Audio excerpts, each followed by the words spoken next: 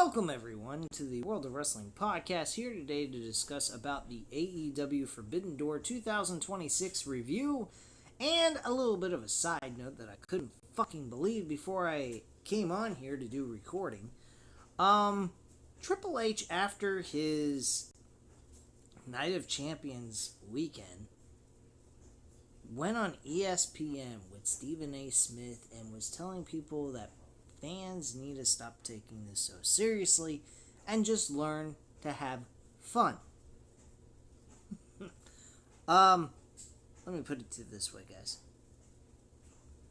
AEW Forbidden Door's last 3 matches were better than anything on that WWE Night of Champions card. Now, don't get me wrong. There was a few good things that happened on that card, but still, even those good moments on that Night of Champions card was not as good as what Forbidden Door's last 3 matches had to offer. I honestly feel like Triple H is on drugs. He also encouraged people to go out and spend their hard-earned money and go to their wrestling live shows in person to experience the fun that you'll have. Really? Well, they tell you to go fuck yourself, as well as TKO. Yes, having fun. Sure, guys. We're having fun.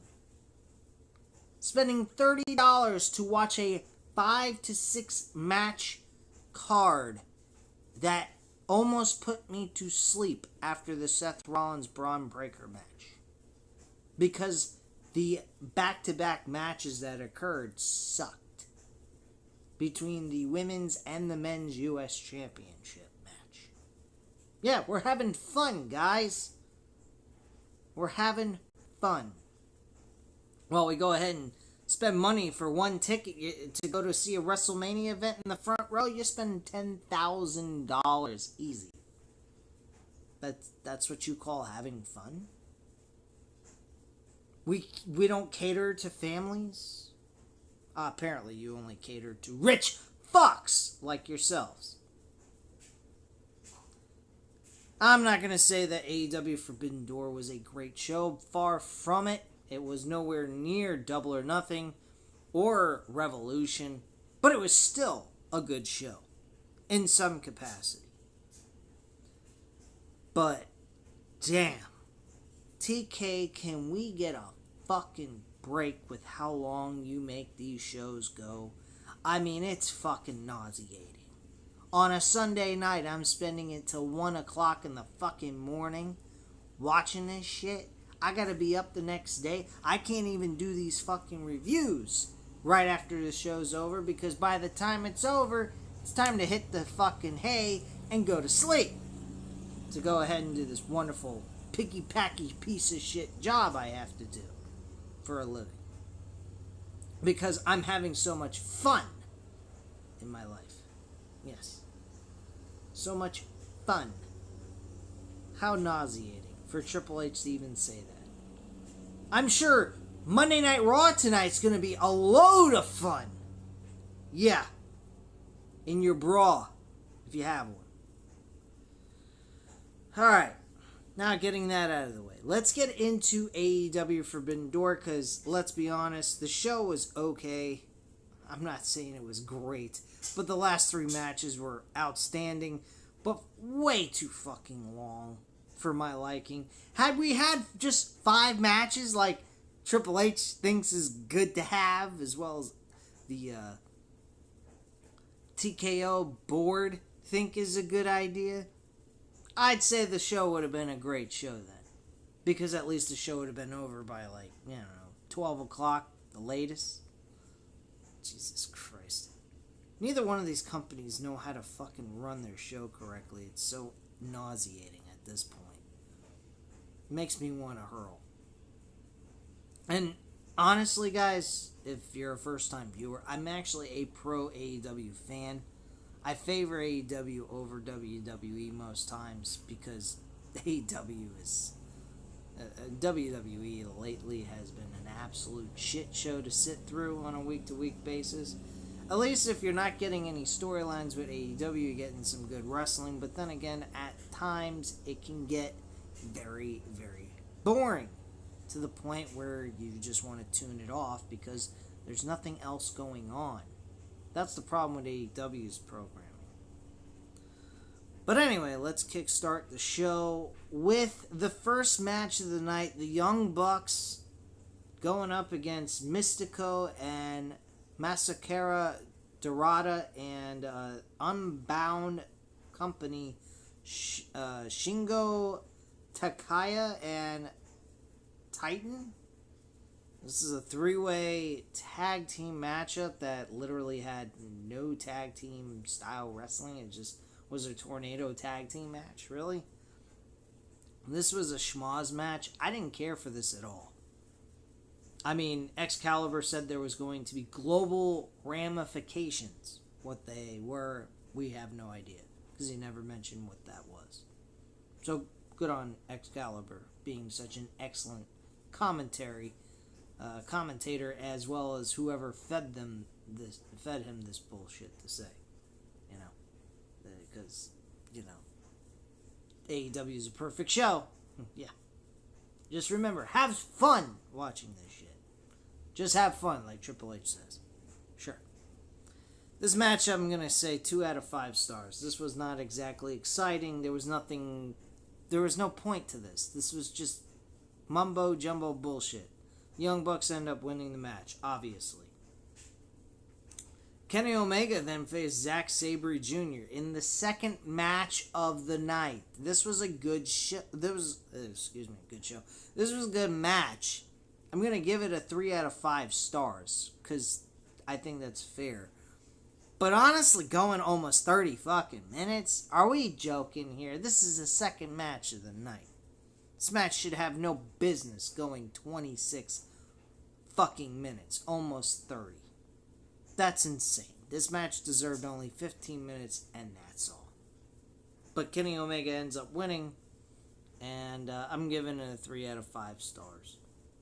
Jon Moxley, he went up against Bandito for the Continental Championship. I stated that I would take Bandito as an actual bet because he was a plus 600, but Jon Moxley, I would say, if I was to actually, I was leaning a lot more towards Jon Moxley. I did say I would pick Bandito regardless, even if I was wrong, but I knew darn well Jon Moxley probably was going to win, but I thought they'd throw a bone and surprise a lot of people in attendance last night, but they didn't. They just stuck to their guns and stuck to the try and true. So Jon Moxley retained his title in a very entertaining matchup. I didn't have really any complaints on this. Thought it was good. Thought the work these two did together was excellent. Very entertaining stuff. 3.5 out of 5 stars. Good matchup. Shota Umino defending the IWGP Global Heavyweight Championship against Pac.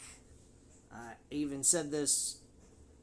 Shota was going to retain his championship. I didn't think they were going to swap the IWGP an IWGP championship over to an AEW superstar unless he was going to be on the show week to week or what have you. So, not surprised by that, but Shota ends up winning this matchup. Tekla and Starlight Kid, this match, and the rating on this was a 3 out of 5 stars. It was okay. But there was really no story to it. There's nothing going on, so, who cares, honestly. Tekla defended her AEW Women's Championship against Starlight Kid. I've already mentioned that Tekla was going to win this match without question. The only thing that was really going on here was the owner of Stardom was there front row, and he was getting bitch slapped around with a fucking Starlight Kid's mask with spit in it. And he acted like he was getting hit with a fucking brick inside the mask. because he literally fell to the floor in the front row and looked like he was knocked out unconscious. Yes, I'm not joking. Don't believe me, go back and watch. It looked ridiculous. This match, average 2.5 out of 5 stars. I'm giving it. I didn't care for this match too much. Adam Copeland and Christian Cage went up against the Dogs with David Finlay and Clark Connors. Jay White returned. That was the most important thing in this entire match. Everything else was just there for show. Nothing truly exciting happened besides the return of Jay White and the Guns. So they helped Adam Copeland, Christian Cage retain their tag team titles against the Dogs. So there you go. That was, I'd say, 3 out of 5 stars. Average match. Nothing great happened here outside of Jay White's return. That's pretty much it. Mercedes Moné went up against Maya World for the finals of the Women's Owen Hart Cup. And the winner would get an AEW Women's World Championship match at All In. Mercedes Moné obviously won. I can't believe people were actually considering Maya's World or Maya World as the pick, or thinking that would even be remotely something that would actually happen. I mean, come on. So yeah, Mercedes Moné wins. This match went on far too long. There was botches though in this match. Even though I give them a lot of praise, there was also botches in this match. Maya World, to me, I heard JD from New York 206 compliment Maya World doing a great... I don't think she did a great job at all. I think she did an okay job. She had botches in that match that literally was utterly ridiculous. Mercedes Moné tried to do a powerbomb with her. She couldn't get her up. And Maya World was not helping in any way, shape, or form, so it made it very difficult for them to be able to do that move. She slipped on the rope to do a moonsault on the outside. She did have a wardrobe malfunction, I will admit that. So that might have caused the botch, so I'll give her that one, possibly. But to me, it looked like she slipped on the rope while she was trying to do the moonsault to the outside. Didn't like that. Mercedes had to sit there and wait for her like a schmuck. I thought that her performance, the heart was in it. I felt her heart was in it. I felt like she cared. I just felt like she was falling short on a lot of spots that she was in that I noticed. I'm not going to say she's absolute dog shit, but she needs some work. She gave a good match, though. I will give her that. But Mercedes Moné is a lot to be credited for on this. Without her, I don't think she would have been that entertaining. Personally, the woman doesn't even know how to take a backstabber. I mean, multiple times Mercedes Moné is climbing on her back. She ain't even selling the move. She's just standing there. And she's trying everything she can to get her to move backwards to take the hit. She ain't taking it very well. She ain't even taking it. Then finally, on the last opportunity of doing it near the end of the match, she finally took it and took it very sloppy, in my personal opinion.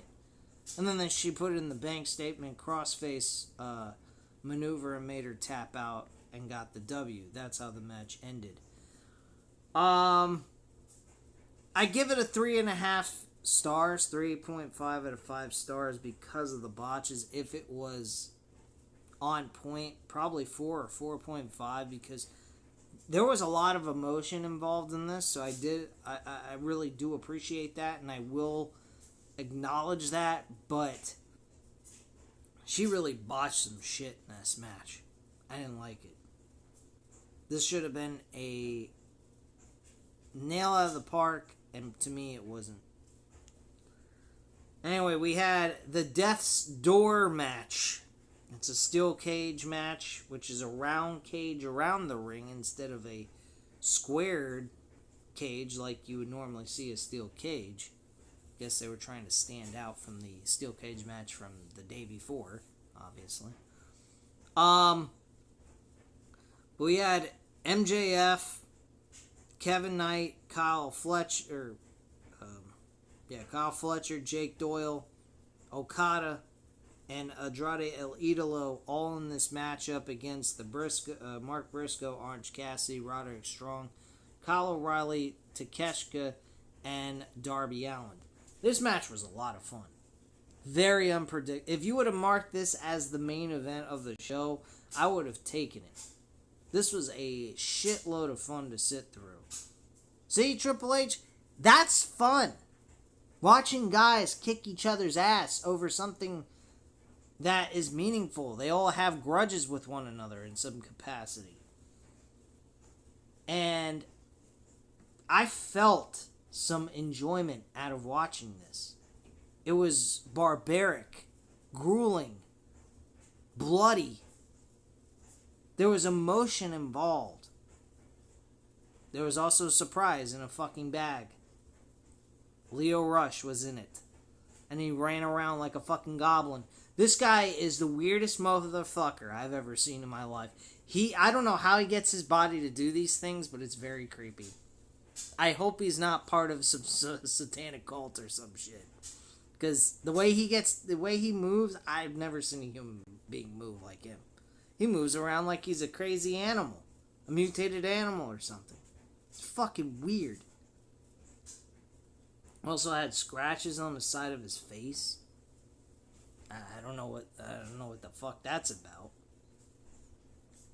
But yeah, he was interested in MJF's Dynamite Diamond Ring. And he acted like the Dynamite Diamond Ring was the Lord of the Rings. My precious. He wanted it. Tried to bite his finger off. They put him inside of a fucking body bag, chained his ass up, and threw him right underneath the damn ring. Where he was this whole time? I guess under the ring? I have no idea. Fucking weird shit, honestly. But this was a fucking great matchup. Kevin Knight got lit up. Grabbed some bag on the top of the steel cage with Darby Allin over there. And he just kind of got electrocuted and then fell from the top of the cage through the table. There was another stack of tables that didn't break at all, actually. And then Darby Allin proceeded to do the coffin drop off the top of the steel cage onto basically a shitload of guys piling up together ready for his fall. And that was pretty much that. Andrade El Idolo turned on Don Callis and MJF, ripped off the shirt he originally was wearing during the match that says fuck Don Callis and MJF. Or fuck Don Callis and fuck MJF. Which, if they made an actual shirt, I think it would probably sell. And I thought that was pretty funny. But yeah, he turned on MJF. Jake Doyle took the L with the J Driller by Mark Briscoe, and he got the 1, 2, 3. After the match was over, before the main event started, Mark Briscoe insisted that he will have his match this coming Wednesday on Dynamite. So he's not going to be facing MJF at Beach Break. He's going to be facing him this Wednesday. So maybe Andrade El Idolo will be facing MJF at the Beach Break event as well and defend his title there. I don't know, but chances are Kenny Omega is going to end up being the world champion going into All In to face Will Ospreay, who obviously won in the main event. This match for the Steel Cage match, I'm going to give it a 4 out of 5 stars. This was a shitload of fun. And definitely well worth 30 minutes of your time. This match deserved 30 minutes. Now, the next match after that, which was the main event for the men's portion of the Owen Hart Cup tournament, went 35 fucking minutes. Will Ospreay defeating Swerve Strickland in a bloodbath beyond belief. Both men bled buckets. The whole ring and all over the ringside area was covered in blood. It looked like a murder scene. It was fucking deranged. How they consider this being stretched so far out to 35 minutes is beyond me, and I think it's absolutely absurd to expect people to sit there and watch a 35-minute match overbooked as shit to sit through, but I'm still going to give it high praise because this was a fucking entertaining matchup. Had it not been so late, I wouldn't be complaining so much. See, if you would take some of the shit off, like Shota Umino versus Pac for the IWGP Global Championship, take off the fucking three-way tag team match that meant absolutely nothing, and hell, even take off the Jon Moxley match with the Continental title and put that on Dynamite, life would be grand. I wouldn't be sitting here complaining. But 35 minutes while your show ends at like 1 o'clock in the morning? Come on, this is Sunday night. You want to do that kind of shit, save it for Saturdays, man. This shit is, people gotta go to work. I can't even do a review the same day as the show ends because they end the show so damn late. It's retarded. I'm giving this match, though, a 4 out of 5 stars without question, but I like their match they had at Forbidden Door in 2024 for the AEW World title. I thought that was a lot better than this one. This one was just too overbooked, unrealistic. It just seems so forced, but at the same time, the action was so good, the work rate was good, they just gel so well together. They give away so much great wrestling, the two of them, and they tell a great story, and that I'll give them, despite the match being so fucking long. But these matches, my God, were too long. They didn't need to be this long. I'm sorry. I can't see this show had to go till 1 o'clock in the morning. You know? I just think that's a little overkill. Really. It's 5 fucking hours, man. That's insane. But it was a good matchup. I'm giving it a 4 out of 5 stars. I think the last 3 matches were good. A couple of the matches before those 3 were decent. But overall, this show could have been cut a lot shorter than what it was. It's too damn long. And then you want to add on 30 minutes per match for the last 3. That's just nuts. It's too much. So, that's just my thoughts, guys. I don't know what you guys think. Let me know down in the comments. I'll definitely get back to you on that. Hit the like button if you enjoyed the video. And if you're not already subscribed to the channel, go ahead and fucking subscribe. You know? You're gonna miss out on some good damn content here.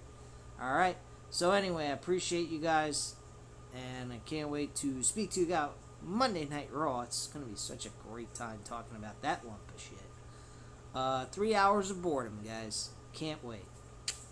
Alright, guys, I'll speak to you again soon.